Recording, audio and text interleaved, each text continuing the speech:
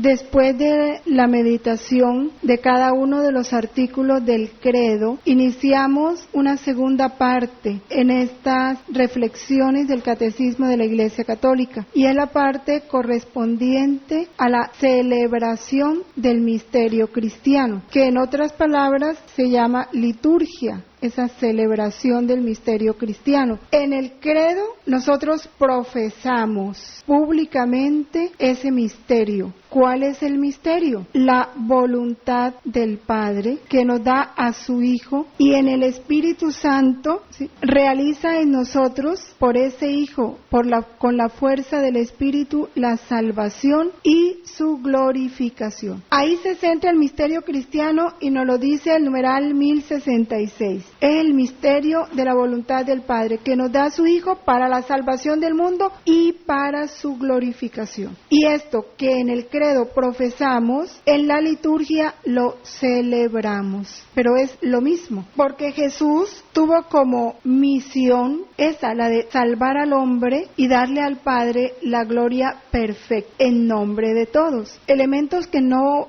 podemos olvidar, porque en ellos está fundamentado, centrado toda la vivencia de nuestra fe, sea que la profesemos en el credo, sea que la celebremos en la liturgia, pero estamos fundamentados en eso, en el misterio de Cristo, que se llama economía de la salvación, economía del verbo o economía del misterio, ¿no? La obra realizada por Cristo, o misterio pascual, pasión, muerte y resurrección. El numeral 1068 es bien importante que lo tengamos en cuenta. Es el misterio de Cristo lo que la Iglesia anuncia y celebra en su liturgia. Y estos dos verbos, anunciar y celebrar, hacen relación a los dos aspectos fundamentales de la liturgia, que es el anuncio del mensaje de la palabra y la celebración de eso que se anuncia, que viene a ser la Eucaristía, ¿no? La celebración, porque la Eucaristía encierra todo ese misterio de Cristo.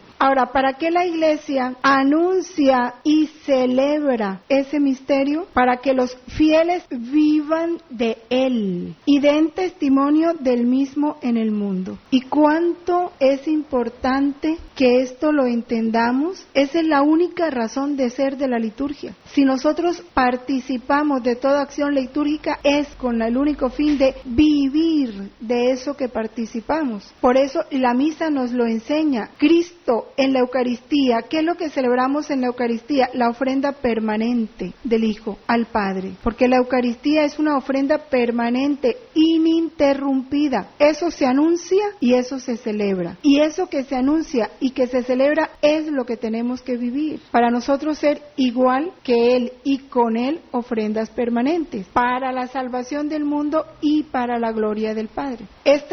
Aparte de la Sacrosantum Concilio, en el numeral 2, nos lo amplía y dice que la liturgia, por medio de la cual se ejerce la obra de nuestra redención, sobre todo en el divino sacrificio de la Eucaristía, contribuye mucho a que los fieles en su vida expresen y manifiesten a los demás el misterio de Cristo y la naturaleza genuina de la verdadera Iglesia. En su vida, carta abierta, expresen y manifiesten ese misterio de Cristo. Por eso no tenemos que salir de eso en que se está ahora, de una asistencia rutinaria, por cumplimiento, por costumbre, a todas las acciones litúrgicas. Si no nos centramos en ella para vivir lo que se celebra, se pierde todo el fruto de la redención. Vamos entonces a entender qué significa la palabra liturgia. El primer significado de la palabra liturgia es una obra pública, es un quehacer público. Primer significado, lo público, o sea, lo que se hace a la vista de todos. Esto nos ayuda a entender toda la reforma que la Iglesia hizo. Acuérdese que antes los sacramentos se podían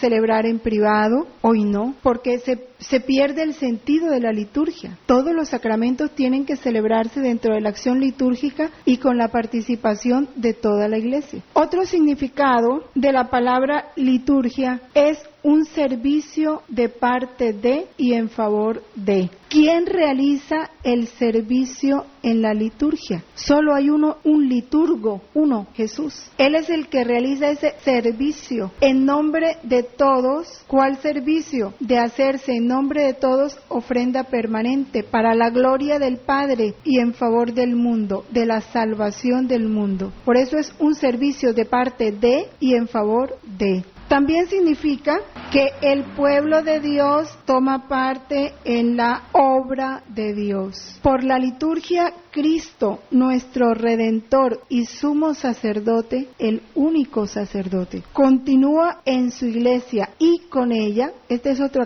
aspecto importante de la liturgia. La liturgia en la liturgia siempre se da la unión de Cristo con su iglesia. Hay ese quehacer de en favor de. Continúa en la iglesia y por ella la obra de nuestra redención. Es a través de la liturgia que Cristo ha querido continuar su misión redentora dentro de la iglesia, a través de la liturgia. Por eso Él mismo creó los sacramentos, estableció los sacramentos, esos medios a través de los cuales Él sigue actuando en su iglesia, porque es Cristo el que actúa en los sacramentos. En el Nuevo Testamento, esa palabra liturgia encierra tres aspectos. El primero, la celebración de ese culto a Dios, culto de adoración, culto de acción de gracias, culto de reparación. El anuncio del Evangelio, segunda característica de la liturgia. Ya en el Antiguo Testamento se van presentando estos tres elementos. Y la caridad en acto, o sea, el ejercicio de la caridad. Y este numeral 1070 repite el elemento importante que no podemos olvidar, que en todas estas situaciones, sea el anuncio del Evangelio, sea la realización del culto, sea el ejercicio de la caridad, se trata del servicio de Dios y de los hombres. Lo que decíamos anteriormente, en todo acto litúrgico se da la unión de Jesús y su iglesia. La iglesia es servidora. En la liturgia, la iglesia es servidora. Está realizando un servicio en favor de, a imagen de su Señor, que es el único liturgo, del cual ella participa en su sacerdocio. La liturgia, nos explica más adelante, es el ejercicio de la función sacerdotal de Cristo. Otros elementos importantes de la liturgia. La liturgia se realiza mediante signos sensibles.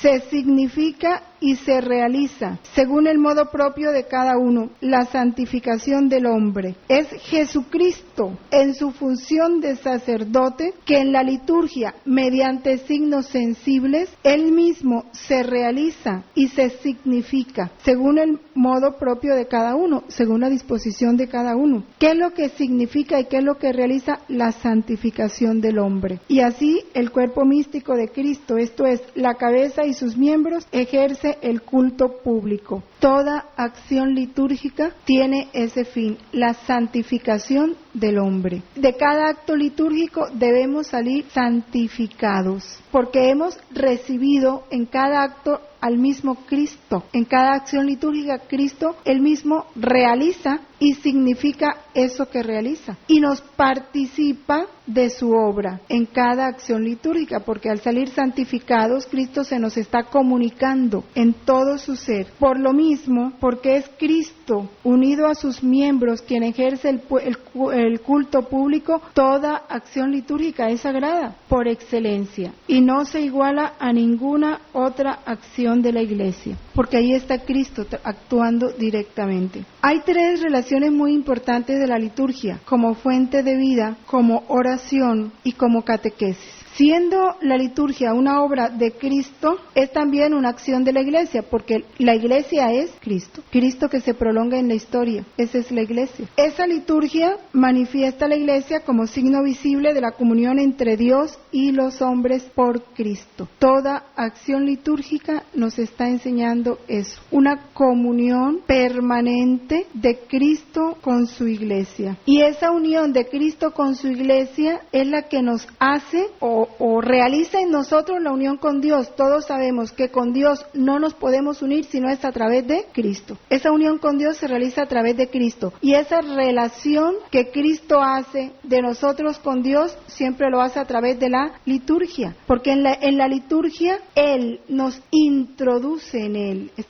Él se hace ante el Padre, humanidad como siempre lo es, el único mediador, pero en Él nos lleva a todos. Por eso en toda acción litúrgica está la Iglesia en pleno, con Cristo a la cabeza, ofreciéndose al Padre. Y esa acción litúrgica nos muestra de manera visible esa comunión con Dios a través de Cristo. Él nos introduce en el Padre. Pero hay algo bien importante en el numeral 1072, y esto nos da la explicación de muchas cosas que debieron haberse dado y no se dieron, y que deben darse porque si no la liturgia no tiene fruto. Toda acción litúrgica tiene o debe estar precedida por la evangelización, la fe y la conversión. No es que vayan a misa porque vayan a misa, no es que participen de los sacramentos por participar de los sacramentos, porque llegó la fiesta, porque llegó el Viernes Santo, porque estamos en misión, sino hay una previa evangelización que le haga entender a los hombres el sentido de lo que van a celebrar, de lo que van a buscar, de lo que van a recibir. La liturgia no produce fruto, no pasa de ser sino un acto rutinario. La evangelización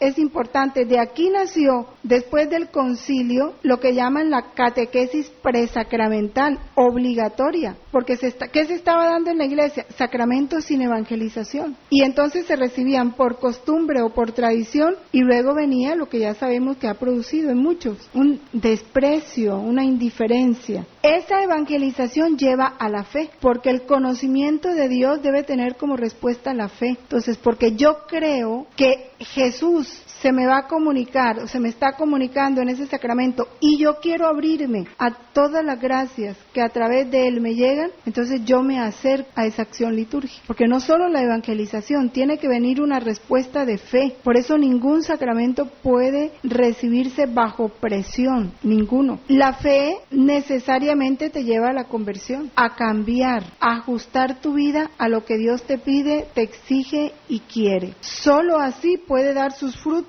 en la vida de los fieles, no de otra manera. La vida nueva, según el Espíritu, un primer fruto. Si hay una conversión, hay una vida nueva, según el Espíritu, no según la carne. Y lo que ya hemos repetido tantas veces, si se da a los niños el bautismo, tiene que darse este proceso posterior al bautismo, evangelización, crecimiento en la fe de ese niño y una conversión. Tú en tu casa, en tu familia, en tus costumbres, ajústate a lo que Dios pide para que ese niño, su vida, desde que se inicie, sea una continua conversión, una muerte a todo lo que no es de Dios, para vivir solo lo que Dios quiere. Esa es la vida nueva en el Espíritu, según el Espíritu, no según la carne, que es la que hay que enseñar. Si se vive esa vida nueva según el Espíritu, vendrá el compromiso de la misión de la iglesia, dar a conocer a Jesús, y el dolor porque Jesús no es conocido.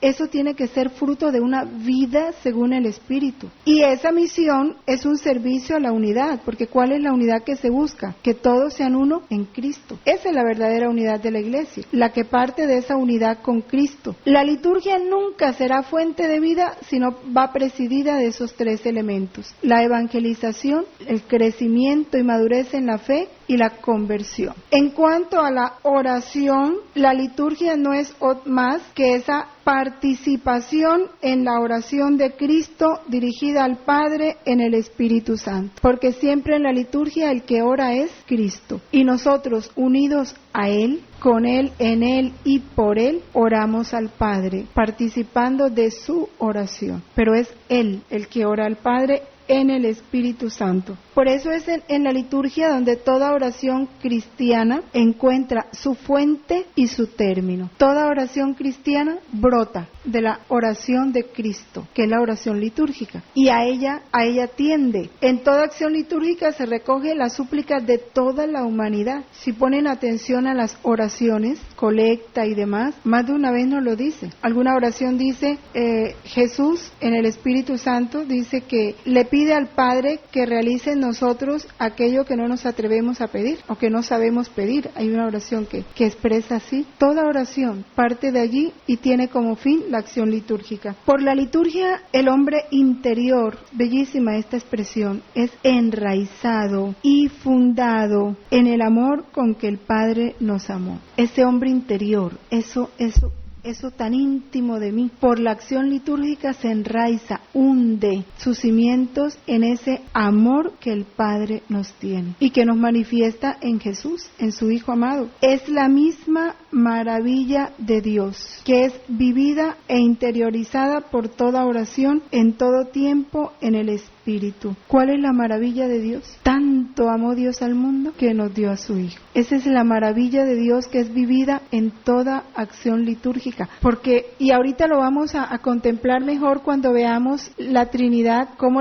toda acción litúrgica es sobre la Trinidad. Porque miren, es el Padre que nos da a su Hijo para en el Hijo recibir la correspondencia de todo lo que nos da. Se nos da en el Hijo para que en el Hijo nosotros le devolvamos todo lo que Él merece. Esa es la maravilla de Dios, que es vivida e interiorizada por toda oración, en todo tiempo en el Espíritu, que de suyo no es más sino la prolongación, ese perpetuar las procesiones divinas en la Iglesia. El Padre que da a su Hijo, amando genera a su Hijo, y el Hijo que recoge todo ese amor del Padre y se lo devuelve en el Espíritu Santo. Es un único acto, el único acto de Dios. La catequesis y la liturgia, esa relación de la liturgia con la catequesis. Esta expresión que trae el numeral 1074 lo encierra todo. La liturgia es la cumbre a la que tiende la acción de la Iglesia. Cumbre. ¿Por qué? Porque ya lo dijimos. Es el acto único de Dios. Es el Padre que nos da a su Hijo, y en su Hijo nos da toda clase de bendiciones, de dones, de gracias, de carismas. Y el Hijo que recoge en sí mismo todo el amor, todos los bienes, todas las bendiciones, todas las gracias del Padre, las recoge en sí mismo y en nombre de nuestro y a favor nuestro se las devuelve al Padre. Le corresponde de manera digna de Él, de manera perfecta, para darle la gloria infinita que solo Él merece y que solo el Hijo le puede dar, porque nadie más se la puede dar. Por eso es la cumbre a la que tiende la acción de la Iglesia. Porque ¿cuál es la meta nuestra? Pero transformarnos en Cristo, ¿para qué? Para darle la gloria perfecta al Padre. Que la meta es la gloria perfecta del Padre. ¿Y quién le da esa gloria perfecta al Padre sino su Hijo? Y nuestra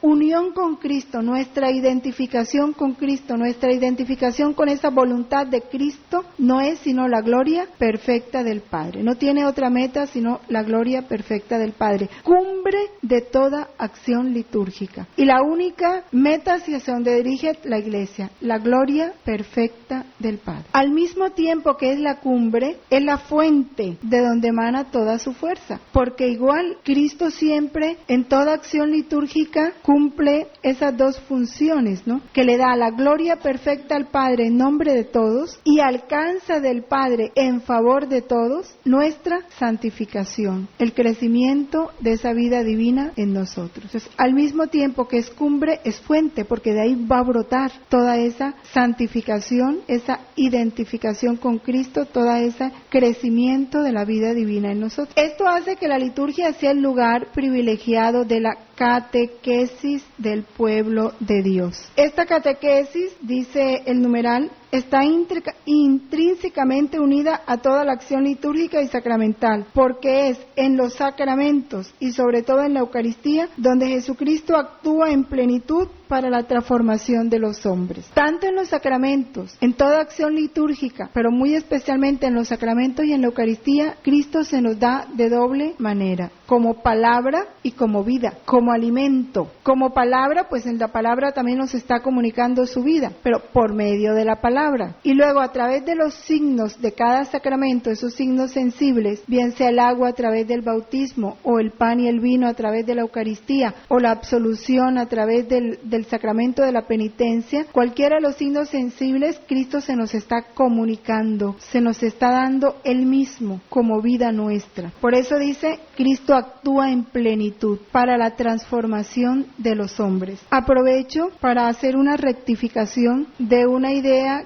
que expreso en el retiro sobre la Eucaristía, que digo que en los sacramentos se nos da parte de la gracia. No es lo correcto. Siempre Cristo se nos da totalmente, en plenitud, siempre, siempre, siempre. Ya es la disposición de la criatura la que hace que esa gracia en plenitud no se reciba así. Entonces la medida la pone la criatura, no Dios. Dios siempre se nos da totalmente, en plenitud, no se resta nada, inmenso como es Él. Es la criatura, por su disposición, por su capacidad, la que le pone la medida. Por eso, en cuanto a Dios, una Eucaristía es suficiente para transformarnos en Él. Con la primera comunión fuera suficiente. No lo es en razón de la criatura. Entonces esto porque al reescuchar el cassette, entonces me di cuenta que valía la pena aclarar esa parte, rectificarla. Nos vuelve a repetir el numeral 1076, lo que venimos diciendo. Cuando Dios establece la iglesia, inaugura un tiempo nuevo. ¿Dónde está la novedad de ese tiempo? En que ese misterio pascual, ese misterio en que Cristo se dona totalmente al Padre en el Espíritu Santo,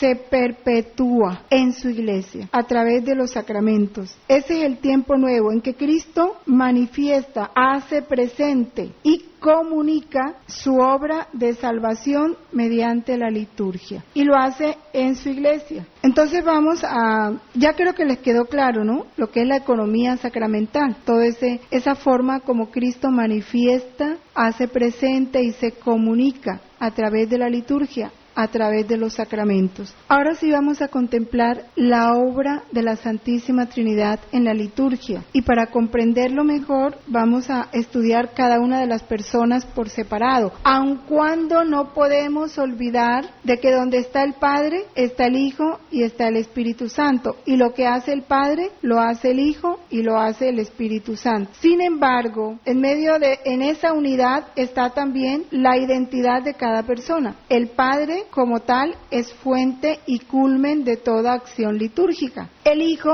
es, dijéramos, el que actúa, ¿no? El actor en la acción litúrgica, el que realiza y hace presente ese misterio. Y el Espíritu Santo, aquí él le trae una expresión que me parece muy, muy hermosa, fuera de que lo llaman el pedagogo de la fe, es el artífice de las obras maestras de Dios. ¿Y cuál es la máxima obra maestra de Dios? Que casi no, es la única, que se dice de muchas maneras. ¿Cuál es? Su Hijo. Por Él, con Él y en Él fueron hechas todas las cosas. Y el artífice de esa obra maestra de Dios es el Espíritu Santo, el pedagogo de la fe, el que va conduciendo nuestra fe hacia un grado cada vez mayor, hacia una profundización, hacia una madurez como Dios la quiere. Entonces vamos a detenernos a contemplar esa obra del Padre, que es hermosa. Bueno, la de los tres es hermosa, pero ya cada una por separado no sabemos a cuál más. ¿Por qué decimos que el Padre es fuente? Nos lo aclara el apóstol San Pablo en su carta a los Efesios, capítulo 1, versículos del 3 al 6, una cita que todos hemos oído muchas veces. Bendito sea el Dios y Padre de nuestro Señor Jesucristo, que nos ha bendecido con toda clase de bendiciones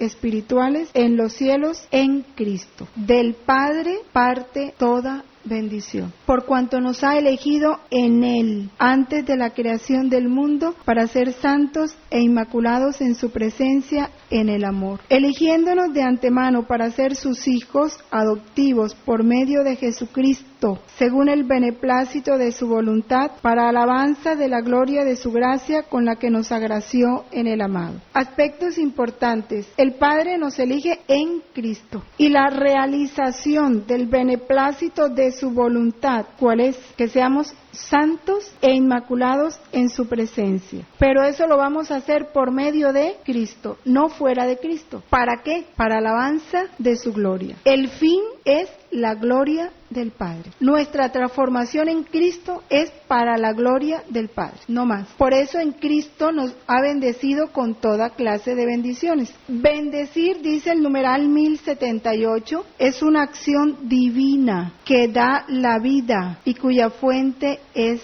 el Padre. Esto es para nosotros valorar lo que vale una bendición. Viene del Padre. en el Hijo. No es el sacerdote, es el Padre el que bendice, el de donde brota toda bendición. Y toda bendición da la vida. ¿Y cuál vida? Sino la vida divina. Y a veces, esto nos lleva a reflexionar y no vivir superficialmente ninguna bendición. Ninguna. Ni la solemne ni la sencilla. Así sea un gesto rápido de un sacerdote, saber que se nos está comunicando la vida. Y recordemos que todo produce los efectos de acuerdo a nuestra fe y a nuestra disposición. Ya este conocimiento nos lleva a lo de siempre, a una conversión, a un cambio de actitud, a renovar nuestra vida en todos esos aspectos. Su bendición es a la vez palabra y don. Es palabra, es su Hijo, la única palabra del Padre. En toda bendición Cristo se nos comunica y es don, el único don del Padre, el Hijo. Ahora, cuando nosotros, porque aquí miramos las dos dimensiones, Dios, toda acción, toda bendición es acción divina, Dios es la fuente, pero también Dios es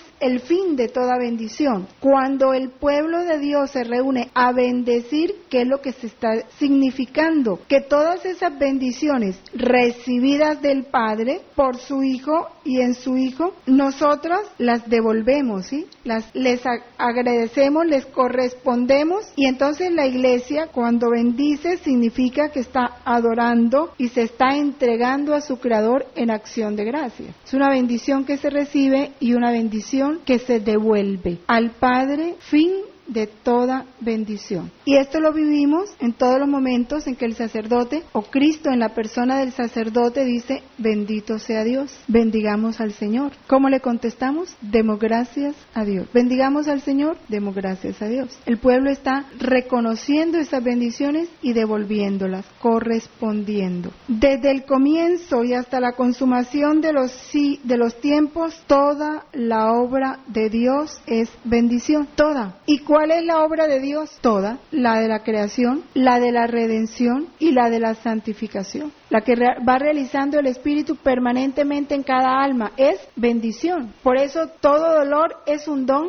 de amor, es bendición. Toda circunstancia en nuestra vida es bendición, es don de amor, es el te amo de Dios, dicho en otras palabras. ¿De qué manera nos ama Dios? Con toda clase de bendiciones. Es un te amo permanente. Desde el comienzo, Dios bendice a todos los seres, al hombre, a la mujer, luego Noé. Los numerales siguientes, el 1080 y el 1081, nos describen todo ese proceso de la bendición de Dios, que es el te amo de Dios. La alianza con Noé, con todos los seres animados, renueva esa bendición de fecundidad, a pesar del pecado del hombre. También a partir de Abraham, esa bendición divina penetra en la historia, para hacer volver a la vida a esa historia humana que se encaminaba a la muerte. Abraham acoge esa bendición y se inaugura la historia de la salvación. Y en Abraham son bendecidas todas las naciones. Y así todas esas bendiciones divinas se manifiestan en acontecimientos: el nacimiento de Isaac, la salida de Egipto, el don de la tierra prometida, la elección de David, y ahí van describiendo todos, ¿no? La presencia de Dios en el templo, el mismo exilio purificador, fíjense, es una bendición. Cuando el pueblo se sentía desterrado, despreciado, olvidado de Dios, era una purificación, era una bendición de Dios. La esclavitud en Egipto era una bendición de Dios. El retorno del pequeño resto, la ley, los profetas, los salmos, el inspirar esos salmos, obra del Espíritu, y en cada salmo Dios nos recuerda sus bendiciones para que el hombre las acoja, las aprecie, las valore y le corresponda con bendiciones de alabanza y de acción de gracia. En la liturgia de la Iglesia, la bendición divina es plenamente revelada y comunicada. El Padre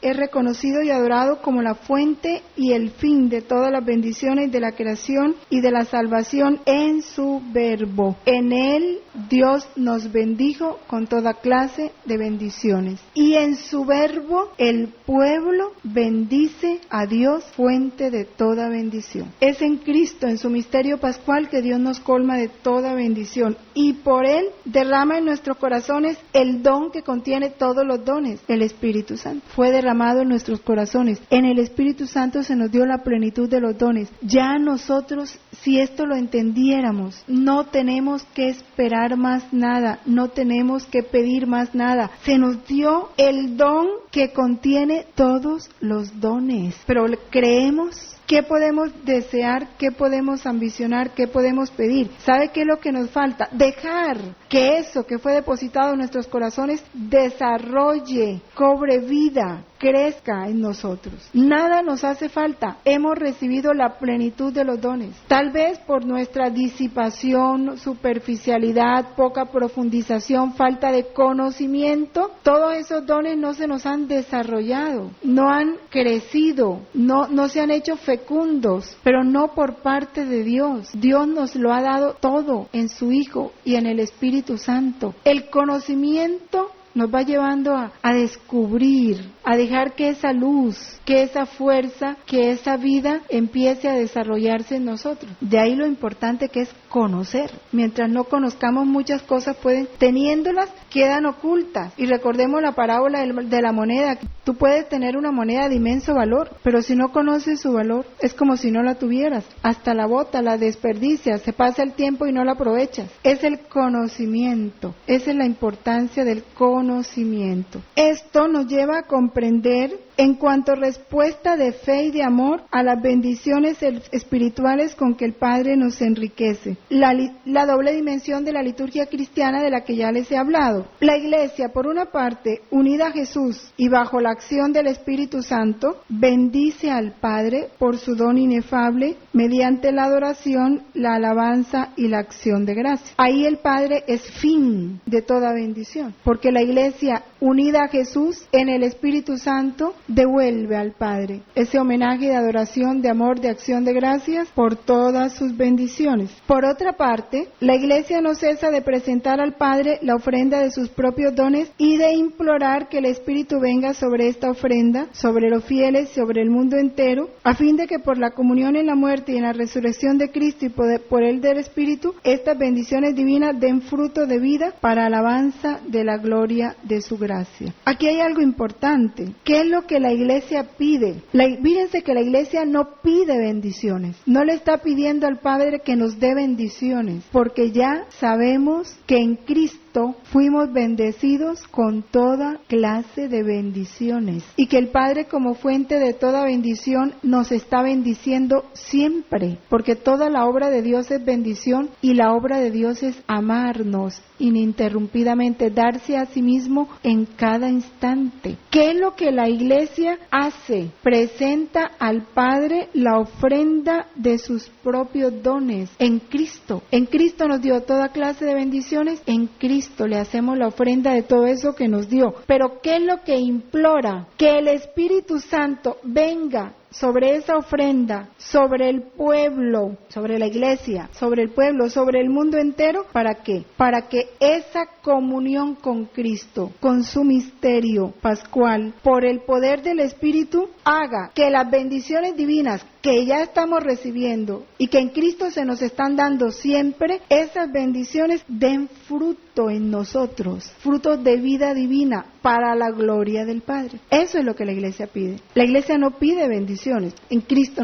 se nos bendijo, ¿qué vamos a pedir? Y esta es la certeza que tenemos que vivir. Ya todo se nos ha dado. Dejemos que el Espíritu, con docilidad a Él, a sus inspiraciones y a sus mociones, desarrolle en nosotros esa plenitud de bienes que se nos fue dada en el Espíritu Santo, que Él los vaya fecundando en nosotros. En el volumen 25 hay 2 capítulos que nos hablan de estas bendiciones y que es importante retomarlos ahora. Son el capítulo 6 y el capítulo 7. El capítulo 6 es de noviembre 4 de 1928. Dice así: se estaba dando la bendición con el Santísimo Sacramento y Luisa le estaba rogando a Jesús que la bendijera. Y entonces Jesús le dice: hija mía, te bendigo el corazón y sello mi divina voluntad en él, a fin de que palpite en todos los corazones tu latido unido con mi voluntad divina, para que llame a todos los corazones a amarla. Bendigo tus pensamientos y sello mi divina voluntad en ellos, a fin de que llame a todas las inteligencias a conocerla. Te bendigo la boca, a fin de que corra mi divina voluntad en tu voz, y llame a todas las voces humanas a hablar de mi fiat. Toda te bendigo, hija mía, a fin de que todo llame en ti a mi voluntad divina, y corra a todos para hacerlo conocer. Oh, cómo me siento más feliz al obrar, rezar, bendecir en quien reina mi voluntad. En esta alma encuentro la vida, la luz, la compañía, y todo lo que yo hago súbito surge y veo los efectos de mis actos, y no estoy solo si rezo, si obro, sino que tengo la compañía y quien trabaje junto conmigo. En cambio, en esta prisión sacramental, los accidentes de la hostia son mudos, no me dicen una sola palabra. Hago todo por mí solo, no siento un suspiro que se una con el mío, ni un latido que me ame. Más bien es un frío de sepulcro para mí, que no solo me tiene en prisión, sino que me sepulta. Y yo no tengo a quien decir una palabra, ni con quien hacer un desahogo, porque la hostia no habla. Estoy siempre en silencio, y con una paciencia divina espero los corazones que me reciban para romper mi silencio y gozar un poco de compañía. Y en el capítulo 7 del mismo volumen 25 de noviembre 10 de 1928, igualmente, en un momento en que se daba la bendición con el Santísimo, Jesús le habla a Luisa así: hija mía, te bendigo,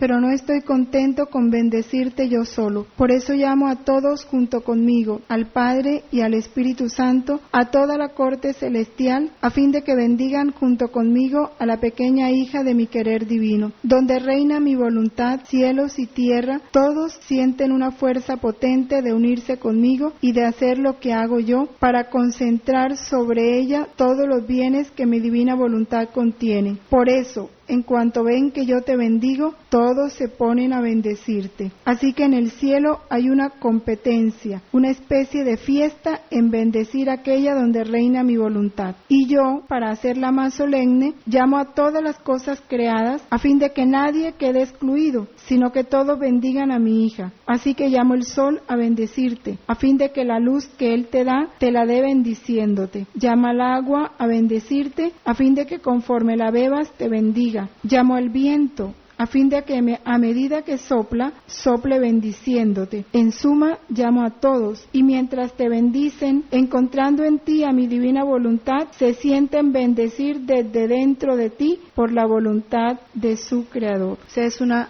bendición mutua. Estas experiencias de Luisa son para todos, ¿no? Ya si tomamos posesión de ellas, se podrán repetir muchísimas veces en la vida de cada uno, en cumplimiento de esa palabra de Jesús. Vamos a suspender aquí, salimos a un rato de descanso y regresamos.